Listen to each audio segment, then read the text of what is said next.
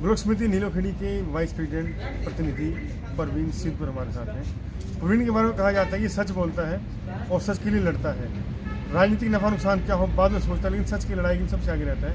और शायद इसीलिए धर्मपाल गोंदर के सबसे खास और प्रिय लोगों में परवीन सिद्धपुर का नाम होता है। परवीन जी, पहले तो बधाई आपको, आपके परिवार से वाइस प्रेसिडेंट मिले हैं ब्लॉक समिति के।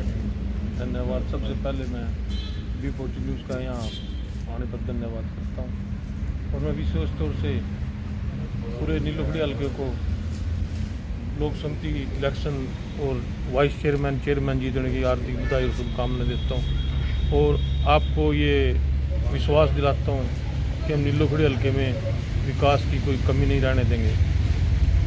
परवीन जी, एक बात है कि ब्लॉक समिति का चुनाव प्रतिष्ठा का सवाल था कि विधायक जी ने आपको जिम्मेदारी दी, विधायक जी के अपने विश्वसनीय लोगों में फ्रंट के लोगों में किया, तो जिम्मेदारी भी है और विधायक जी का जो विश्वास है उसको भी कायम रखना है।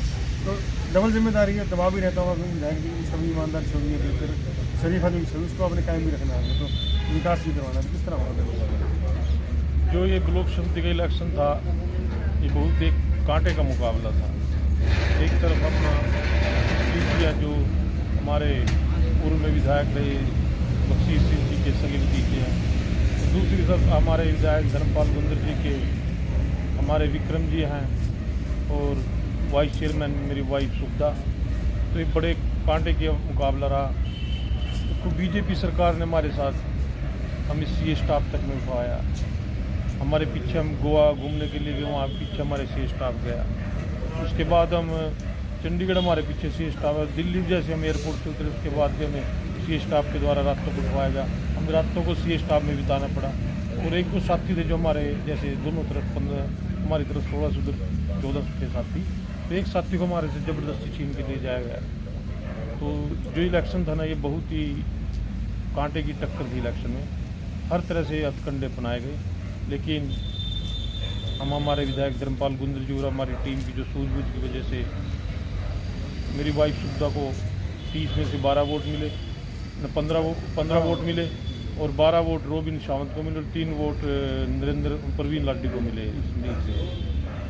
और हमारे जो चेयरमैन पद के 2 दावेदार थे, विक्रम सिंह और खुशप्रीत को, दोनों टास्क पे इलेक्शन हुआ और पर्ची डाल दी गई।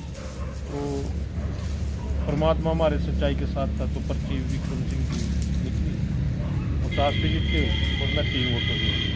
विधायक सरकार को सपोर्ट कर रहे हैं, प्रदेश सरकार के साथ सपोर्ट कर रहे हैं, तो इसके बावजूद आपका कहना है कि इतना आपको मतलब दबाव में सहना पड़ा। तो अब आगे क्या चल रहा है? विकास के लिए ग्रांट आएंगे, विधायक भी प्रयास कर रहे हैं, विश्वास है करेंगे कुछ ऐसा विधायक, क्योंकि बड़ी मुश्किल से ताल मिला है। हमारे विधायक श्री आदरणीय धर्मपाल गोंदर जी पूरे नीलोखेड़ी हल्के में विकास पुरुष के नाम से जाने जाते हैं। वो सुबह से शाम तक रात हो जाती है, उनको एक ही मकसद होता है कि हल्के में विकास कैसे कराया जाए। उनको हर हल्के की, इतना बड़ा हल्का है हमारा, हर सड़क के बारे में पता भी, वो टूटी है उसको करना है, वो टूटी उसको करना है। और कैसे नीलोखेड़ी को एक आगे लेके चला जाए। आप निसिंग को देख लो, कहाँ से कहाँ कितना पूरे निसिंग में कितना बढ़िया काम हो रहा है। आप निगदू को देख लो, निगदू एक बिल्कुल ही पिछले 3 साल पहले आप एक पिछड़ा हुआ इलाका था, अब आप निगदू को सब डिवीज़न बनाना है और हर तरह से मतलब निगदू में इतने विकास कार्य है। निगदू में कॉलेज, स्कूल, सड़कें, सब तहसील बहुत ही बढ़िया निगदू में। और आप देखोगे अभी 1.5-2 साल का समय, बहुत ही निगदू को भी एक अच्छा मतलब पूरी तरह से निकल के आएगा। और नीलोखेड़ी को देख लो आप, नीलोखेड़ी में रेस्ट हाउस बन रहा है, सरकारी हॉस्पिटल बन रहे हैं, सड़कें नहीं बन रही हैं और पूरा जो उधर वो कचरा था सब सारा साफ़ हो जाएगा जल्दी जल्दी। उधर भी एक अच्छा मतलब आपको पता है कि एक नीलोखेड़ी को साफ़ सुथरा शहर बनाना भी धर्मपाल जी का विशेष प्रयास है। आपने सरपंच का चुनाव लड़ा, हाँ, तो उसके बाद आप ब्लॉक समिति का चुनाव लड़ा, आपके धर्मपत्नी ने आपको वाइस चेयरमैन मिली। सीढ़ी से सीढ़ी ऊपर बढ़ रहे हैं आप राजनीति में, आप डाउन चलते हैं। ये लक्ष्य क्या आखिर, मतलब किस लक्ष्य को लेकर राजनीति में उतरे? क्योंकि केवल सरपंच या ब्लॉक समिति की चेयरमैन तक का लक्ष्य मुझे लगता नहीं, आप जल्दबंद आदमी इतने में मानने वाला नहीं है, तो लक्ष्य क्या है? नहीं, मैं एक राजनीतिक परिवार से रहा हूँ। मेरे जो पिताजी है वो चौधरी देवीलाल जी के टाइम में मार्केट कमेटी के चेयरमैन रहे हैं और मैं भी आज उन्हीं के लक्ष्य कदम पे चलने की कोशिश कर रहा हूँ। और आने वाले टाइम में जब इलेक्शन हल्का ओपन होगा तो हम बिल्कुल ही एक प्रबल दावेदार के रूप में आपके सामने आएंगे। और लेकिन जो ये बीजेपी की जो रणनीति और कूटनीति है इसे बिल्कुल ही भाई साहब उसका एक बहुत ही नज़दीक से देखा हमने, बहुत ही गंदी तरह से हम शिकार हुए उसका। और लेकिन हमारे विधायक है धर्मपाल उनकी सूझबूझ से हम ब्लॉक समिति के दोनों चेयरमैन ही हासिल करने में कामयाब रहे। तो अब अगली बार जो हालांकि भाजपा को सपोर्ट कर रहे हैं, अगली रणनीति उनकी क्या होगी मालूम नहीं है, लेकिन क्या आपका स्टैंड क्लियर है? जहाँ गोंदर वहाँ आप? नहीं, हमारा पहले भी स्टैंड में हर तरह के लालच दिए गए, हमें तरह तरह के बीजेपी कार्यालय से दबाव भी आए, हर तरह से हमारे को किया गया, लेकिन जो हमारे साथी थे बिल्कुल वो धर्मपाल जी के उनके विचारों से, उनके काम करने के तरीके से, उनके सरल स्वभाव से सब प्रभावित है और नीलो खड़ेल के विकास के तरफ बड़ी तेज़ी से जा रहा है। 7 साल से 5 साल से गाँव में विकास नहीं हो रहा, चुनाव नहीं हुए, फिर गारंटी पड़ी नहीं, अभी पैसा पड़ा हुआ है गाँव के विकास के लिए, लग नहीं रहा। तो किस तरह क्या प्राथमिकता है? गाँव में ब्लॉक समिति में करोड़ों रुपये बजट होता है, तो सरपंच वाला मसला ही उठता है।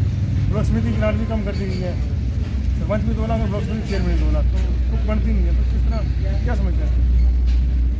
मैं आपको एक बात के बारे में स्पष्ट करना चाहूँगी कि सरकार ने समझ में नहीं आज की क्या रणनीति है।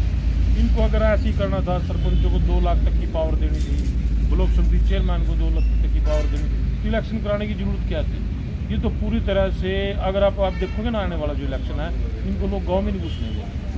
बीजेपी को अगर इनका यही रहा तो गांव में ऊपर एमपी का इलेक्शन है, एमएलए के इलेक्शन नज़दीक है, और अगर ऐसे ही इनको ये कोरोना में कुछ टाइम निकल गया, अब उसके बाद उनका ये तरीका देख लो, ये नया लेके आगे भी 2 लाख में उतना क्या है?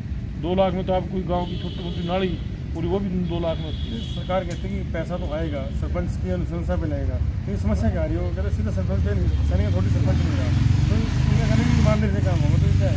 नहीं भाई साहब, जो ई ट्रेनिंग का जो काम है इसमें तो बड़ा समय लगता है। सरपंच अपने जो है ना एक गाँव का जैसे एमएलए चुन के आया, अब वो गाँव का एक प्रतिनिधि होता है, उसको काम करने की पूरी आज़ादी होनी चाहिए, कम से कम ज़्यादा नहीं 10 लाख तक की पावर। अगर कोई सरपंच गलत कर रहा है, कोई ऐसा कोई काम करे, उसको उसके खिलाफ कार्रवाई करो। लेकिन ये तो पूरी तरह से एक अपने आप को मतलब दूसरे को तो बताते हैं ये चोर है, और अपने आप को एक सच्चा आदमी बताते हैं। और मेरे को नजर आ रहा है, हमने देख लिया तो इनसे बड़ा कोई चोर ही नहीं है पूरे उसमें, ये तो सब कुछ चोर ही है। जुम्मो 10 दिन बने नहीं, सरपंच है ना, ब्लॉक समिति के चेयरमैन है ना, तो मेंबर है ना, तो इन्होंने उल्टी भाषा शुरू कर रखी। अब जो हमारे वीरेंद्र बबली जी है, इनको देख लो, श्रीराम स्टेज से बोलते हैं कि ये चोरी करते हैं, ये कर देंगे, वो कर देंगे। क्या कर दोगे भाई? अब आपको तो आने वाले समय देखना गांव में भी नहीं घुस देंगे। ब्लॉक समिति में भी यही समस्या, तो वहाँ क्या स्टैंड है? सरपंच तो लड़ रहे हैं, आप भी लड़ाई लड़ेंगे ब्लॉक समिति? नहीं, बिल्कुल, हम सोमवार को नीलोखड़ी में हमारे आदरणीय विधायक धर्मपाल गोंदर जी पूरा मतलब सब समर्थकों को वीडियो दफ्तर में इकट्ठे होकर समर्थन देंगे, और हम सारी टीम धर्मपाल गोंदर जी की, सरपंच पूरे सरपंचों को, वाइस चेयरमैन और हमारी पूरी धर्मपाल गोंदर जी की टीम पूरी सरपंचों के साथ है। हम तय दिल से कंधे से कंधा मिला के सरपंचों के साथ खड़े हैं। और अगर जिस बीजेपी की यही हाल है तो आने वाले समय देखना भाई जी, गांव में बोर्ड लगेंगे, गांव में घुसना तक मुश्किल हो जाएगा वोट को मांगने के लिए। अगर ये जल्दी मान जाए तो अच्छा है, तो अदरवाइज तो इसका नुकसान इतना उठाना पड़ेगा, आप सोच नहीं सकते इसके बारे में। तो राहुल गांधी की यात्रा नीलोखड़ी से निकली थी, आपकी नीलोखड़ी में तो असर दिखता रहे यात्रा, राहुल का असर दिखेगा हरियाणा में? ये असर दिखने का तो मुख्य कारण काम ही ऐसे कर रहे हैं। हम हर बार कोई ना कोई नया, ये देख लो नया लेके आगे 2 लाख तक का, इससे पूरा गाँव नाराज है इनसे। हर आप देख लो, नया गन्ने का देख लो, आप गन्ने वाले मिल का ताला लगा दिया, किसान नाराज, उद्योगपति नाराज, और मतलब जो भी नौकरी वाले नाराज, न कोई खुश नजर आ नहीं रहा इनसे। जादू राहुल का नहीं है, सरकार की विफलता है, सरकारी विफलता है बिल्कुल। अब आगे योजना क्या आप जनता सवाल क्या योजना है आगे? हमारी तो एक ही है भाई, हम तो यही चाहते कि जल्दी से जल्दी इसको, ये जो ई ट्रेनिंग वाला है इसको ख़त्म करा जाए, और सरपंचों को, हमें ब्लॉक समिति चेयरमैन बने, हम सब मिलजुल के काम करें, और हम तो परमात्मा सरकार को सद्बुद्धि दें। देखिए, चुनाव हो गए ब्लॉक समिति के, सरकार के साथ है लेकिन सरकार से नाराज भी है। ये है प्रवीण सीतपुर का फलसफा। उनका कहना है कि सरकार को धर्मपाल गोंदर सरकार सपोर्ट कर रहे हैं, और ये धर्मपाल गोंदर की टीम के अहम किरदार है, सरकार के साथ है लेकिन सरकार से खफा है। क्यों? जिस तरह ब्लॉक समिति चुनाव में इनके साथ जो हुआ, जिस तरह इन्हें हथकंडे अपनाए गए दबाने के लिए, इनको बनाने के लिए, नहीं माने, अड़िग रहे, क्योंकि धर्मपाल गोंदर के प्रति समर्पित है, ना लालच से माने ना डंडे से माने, और जीत हुई फिर दोबारा धर्मपाल गोंदर की। मुद्दा फिर वही है जो सरपंचों की ग्रांट वाला, ब्लॉक समिति ग्रांट वाला, उस पर फिर मुखर है, और चाहे सरकार के साथ, लेकिन सरकार से नाराजगी दिखाई दे रही है। प्रवीण चौधरी का अलग ही अंदाज है राजनीति करने का, कोई सच्चा अंदाज है, शायद सच कोई लोगों को कड़वा भी लगता है, लेकिन सच हमेशा जीतता है। बी पोस्ट न्यूज़ की चिंता।